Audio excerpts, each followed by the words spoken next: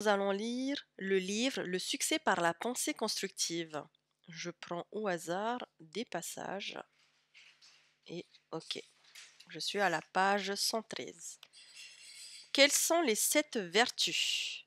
La vertu, c'est la disposition constante de l'âme qui porte à faire le bien et à éviter le mal, à priser la rectitude, la valeur et la chasteté. Les 7 vertus ont la prudence, le courage, la tempérance, la justice, la foi, l'espérance et la charité. Voici les définitions qu'en donne le dictionnaire Larousse. Prudence, vertu qui fait prévoir et éviter les fautes et les dangers. Courage, fermeté en face du péril. Tempérance, vertu qui modère les désirs, les passions. Justice, vertu qui fait que l'on rend à chacun ce qui lui appartient. Foi, confiance en Dieu. Espérance, espoir d'obtenir ce que l'on désire. Charité, amour de Dieu et du prochain. Comment sublimer la puissance sexuelle? La réponse est claire, comme de l'eau de roche, et vous la trouverez dans ce livre. Vous obtiendrez des résultats lorsque vous aurez reconnu les principes à appliquer dans votre vie. Chacun doit mener sa propre quête. Ces quelques suggestions pourront, cependant, vous aider à trouver cette réponse. Premièrement, dirigez vos pensées sur ce que vous désirez, détournez-la de ce que vous ne désirez pas. Ceci signifie que votre esprit peut travailler sur les objectifs immédiats, proches ou lointains. L'instinct sexuel qui tire son origine du subconscient restera en veilleuse s'il a espoir que vous remplirez sa mission de vie. Le garçon et la fille véritablement amoureux et désireux de se marier ne devraient pas connaître de problèmes sexuels. 2. S'il y avait davantage de jeunes gens qui se mariaient tôt, il n'y aurait pas beaucoup de problèmes sexuels. Le mariage est l'accomplissement d'une mission, transmettre la vie. Cependant, il faut se marier par amour et non pas seulement par instinct sexuel. 3. Mener une vie harmonieuse et bien réglée. 4. Travailler longuement à quelque chose qui vous plaît. Vous serez occupé, vos pensées seraient pleines de vos projets et vous utiliserez ainsi votre surplus d'énergie ou votre trop-plein d'énergie. 5. Développez en vous une obsession magnifique. Étudiez bien le chapitre 15 et les recommandations. 6. Appliquez dans votre propre vie les concepts du chapitre 2 et ceux du chapitre 7. 7. Soumettez votre entourage à une sévère sélection. Il doit vous aider à développer ce qu'il y a de meilleur en vous et à atteindre vos objectifs. 8. Choisissez des formules de motivation pour vous auto-suggestionner. Apprenez-les par cœur. Assimilez-les parfaitement pour que votre subconscient le transmette à votre conscience. Pour réussir, là où les autres échouent, il suffit souvent d'une seule idée. En 1939, à Chicago, il y avait au nord de la Michigan Avenue un terrain auquel on a donné depuis le nom de Mille Magnifique. Ce terrain était couvert de bâtiments quasiment vides et la régie immobilière qui les gérait connaissait de graves difficultés financières. Lorsqu'elle arrivait à louer une partie des locaux, elle se comptait chanceuse. L'année était désastreuse pour les affaires. On n'entendait que des remarques désabusées. Pas la peine de faire de la publicité, ça ne rend pas ou que faire. Les temps sont durs et il n'y a rien à tenter. Tout le monde voyait les choses négativement et c'est dans ce marasme qu'un architecte dont l'attitude mentale demeurait positive eut une idée.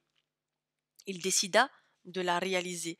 Cette âme, gérée au nom de la Northwestern Mutual Life Insurance Company, un grand bâtiment justement situé au nord de la Michigan Avenue. La compagnie d'assurance avait d'ailleurs acquis le terrain grâce à une forclusion d'hypothèque. Lorsqu'il décida de se charger de l'affaire, le bâtiment n'était occupé qu'à 10 pièces 100, 10%. Une année plus tard, son taux d'occupation était de 100%. Et il y avait une longue liste de locataires en attente. Par quel miracle avait-il ainsi réussi? Plutôt que de se lamenter, il avait pris le taureau par les cornes, décidé à relever le défi. Au cours d'une interview, il expliqua comment il s'y était pris. Je savais exactement quel but je poursuivais. Je voulais que les meubles soient occupés à 100% par des locataires fiables et sûrs. Je savais que la conjoncture économique ne nous favorisait pas. J'en conclus donc que nous avions tout à gagner à agir selon le plan suivant. 1. Faire de la prospection pour trouver les locataires idéaux. 2. Stimuler la location en offrant les plus beaux bureaux de Chicago. 3. M'engager à payer l'ancien bail de mes nouveaux locataires s'ils signaient un bail d'un an de valeur égale chez nous. 4. Offrir de décorer gratuitement selon les goûts et besoins du locataire tout local loué, engager à cet effet des architectes et des décorateurs. Mon raisonnement était la suivante. 1. Un bureau vide ne nous rapportait aucun revenu.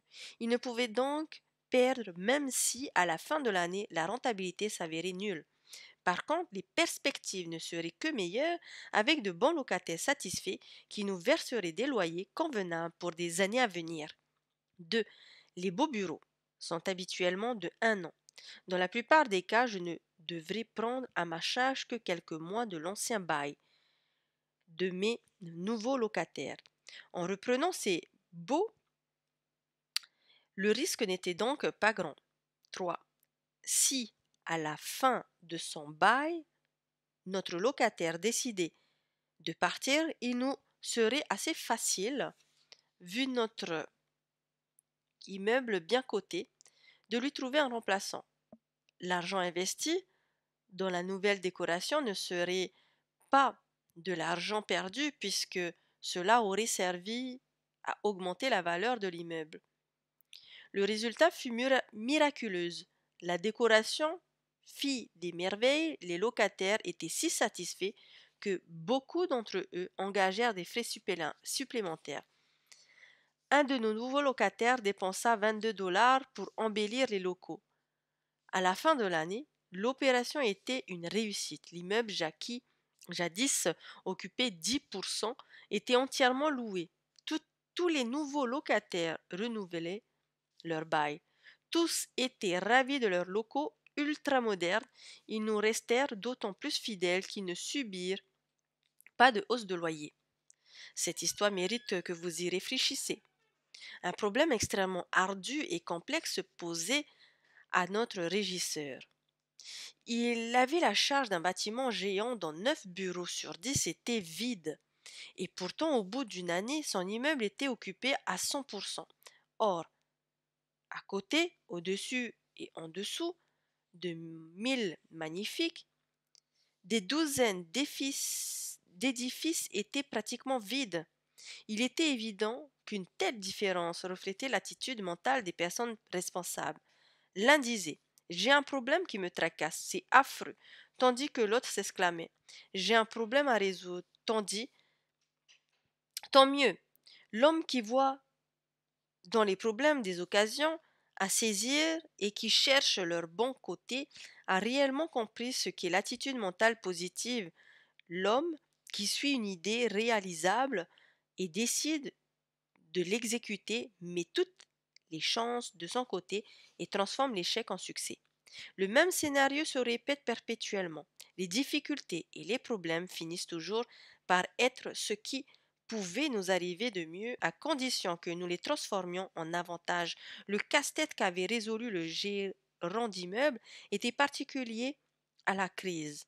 Les choses étaient encore très difficiles en 1939 lorsqu'il trouva sa brillante solution, mais il avait été pire précédemment. À cette époque, les problèmes économiques de toutes les nations découlaient de la crise. Or, ces crises se produisirent selon un cycle régulier, mais il ne nous est pas demandé de les subir sans réagir. Faut-il se laisser bâilloter par les cycles de la vie? Vous pouvez y faire face et trouver une solution intelligente et amasser ainsi une fortune. L'étude des cycles et des tendances vous permettra de vous enrichir ou d'apprendre vos objectifs.